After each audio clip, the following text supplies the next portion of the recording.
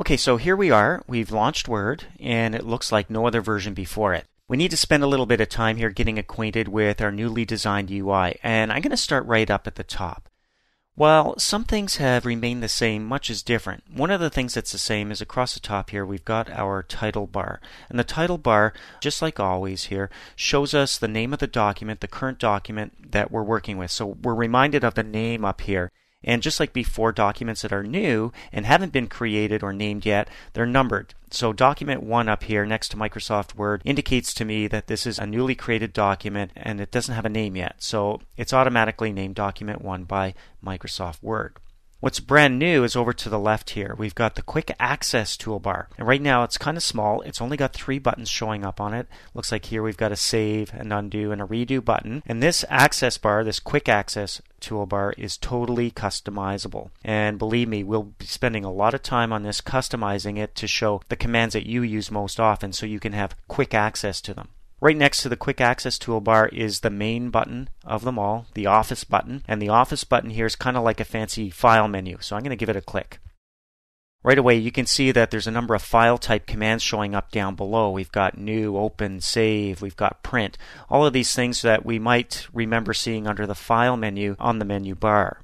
Now, as I scroll down here, you can see some of these items actually have little arrows next to them, which means they have additional commands hiding underneath them. So under Save As, I've got a number of save options. If I move down to Print, because it has this little arrow next to it, I've got 3 different print options showing up here. In the bottom right corner, you can see I can even exit Word. So I can go right out of the application by clicking this. And I've got all my Word options down here, so we'll be spending a great deal of time later on looking at all the various Word options that you can adjust until you get it working exactly the way you like it.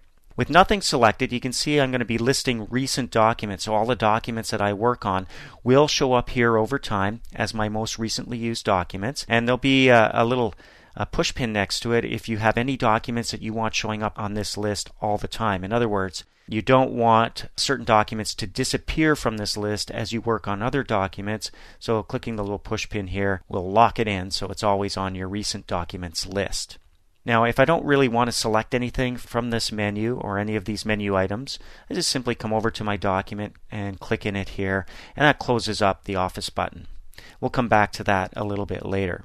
Alright, here it is, the brand new context-sensitive ribbon. This is the biggest change in Word 2007. The ribbon, coming across our screen from left to right, is going to contain all of the commands, and the difference here is that the ribbon is context-sensitive. What I mean by that is it's going to change as you're working on your documents in Word. For example, if you're working on a table, what's going to happen is you're going to see a number of table commands show up here. If you're working on a picture in your document, you're going to see some picture tools show up. So you're always going to have the tools you need when you need them. And the ribbon here you can see is broken up into tabs. Right now the page layout tab is selected. So the groups that you see down below, which include themes, page setup, page background, and so on, these groups are all related to page layout. So they're easy to find if you had to. Like I said though, the ribbon's going to change as you work on your document. If I click on the Home tab, you're going to see that there's some different groups here. We've got the clipboard, we've got the font group, paragraph group, and styles. I'm going to go back to page layout here. And you can see inside each of these groups we've got buttons that represent the different commands that you might want to use in that group. And as you hover over them, you do get a little bit of help about what each one of these will do if you were to select it. So what happens if you don't actually find the command you're looking for? Well, you may have noticed that some of these groups, like the page setup group here under page layout, has a little diagonal arrow showing up in the bottom right hand corner. And that little diagonal arrow is actually going to launch a dialog box. So we call it the dialog box launcher, or dialog launcher. And when you click it, you can see a dialog box does show up. This one's called Page Setup, and this is probably more like what you're used to seeing if you've used previous versions of Word. So we've got a dialog box with 3 tabs: margins, paper, layout, for example, and each of those tabs has its own list of commands in here, like our margins, for example, and our orientation, etc. The dialog box has its own help button and also has a close button in the top right hand corner. So you could make your changes right here from the dialog box, click OK to save them, but we're going to click cancel because we're not actually making any changes at this time. We'll save that for a little bit later on.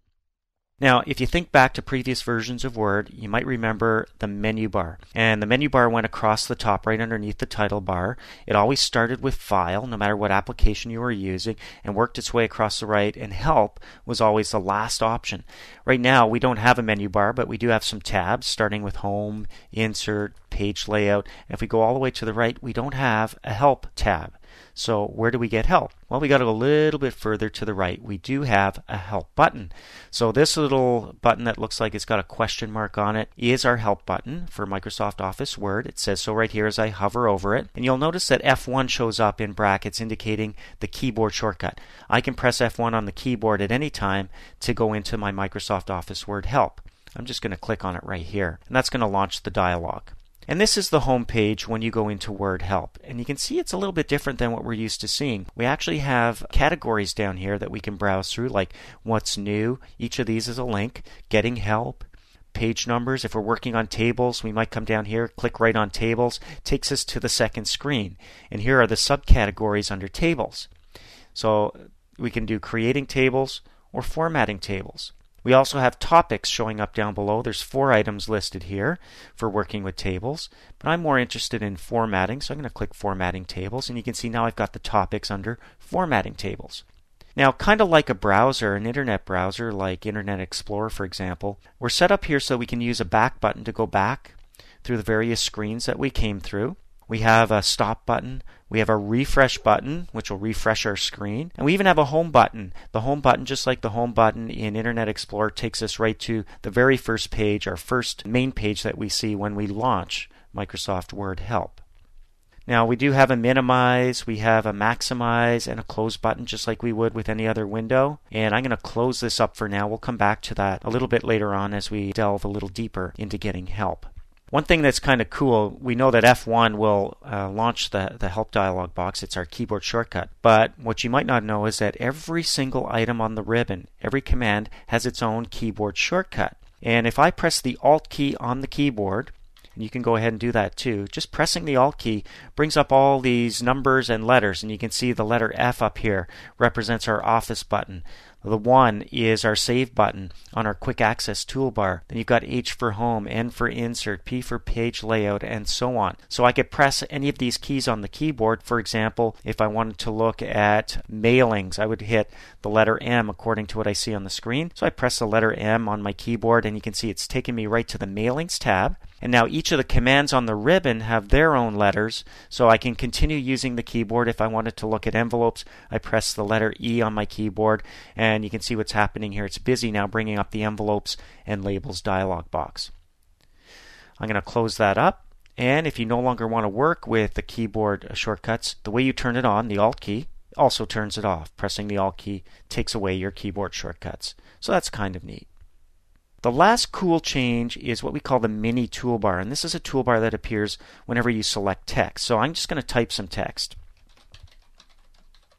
And now I'm going to select that text just by clicking and dragging over it, and I'm going to hover over that text. And you can see that faintly in the top right corner, just to the right of my mouse and a little bit higher, is a faint little box, and as I move over to it, it's no longer faint.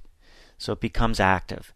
And in here, in this mini toolbar, I have some options for working with text, like bolding it, changing the color, highlighting, the alignment, and so on. So it's right at my fingertips. I don't actually have to go searching for, font commands and stuff in the ribbon. It's right here in this mini toolbar. It's kind of cool.